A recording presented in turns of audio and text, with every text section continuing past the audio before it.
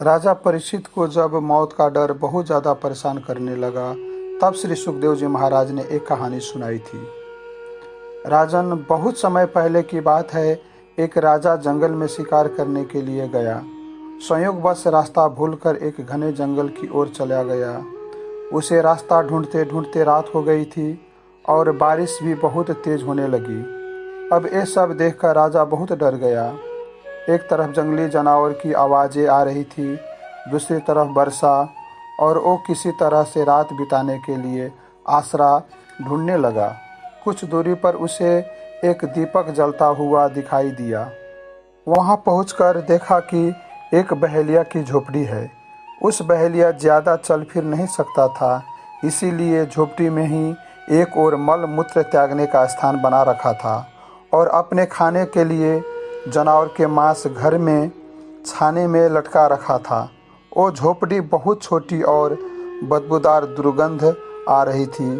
उस झोपड़ी को देखकर राजा तो पहले वहां से जाने लगा, लेकिन सर छुपाने के लिए उस घने जंगल में कोई आसरा भी तो नहीं था।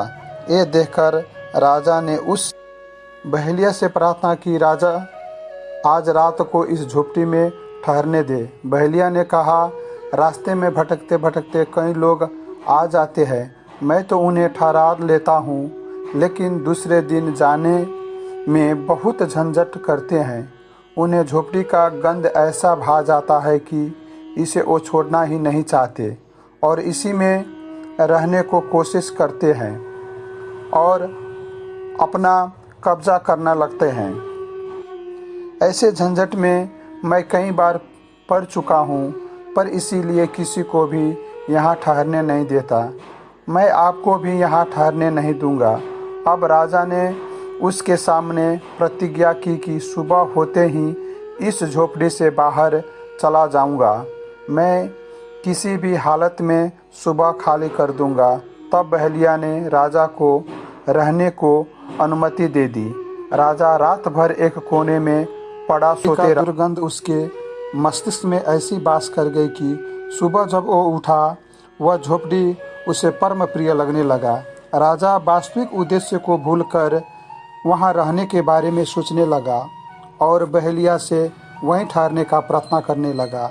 इस बात पर बहेलिया भड़क गया और राजा को भला बुरा कहने लगा। जब राजा को वह जगह प्रिय लगने लगा, राजा अब वह जगह छोड़ना नहीं चाहता था। दोनों के बीच उस जगह को लेकर विवाद होने लगा। अब एक कहानी सुनकर सुखदेव जी महाराज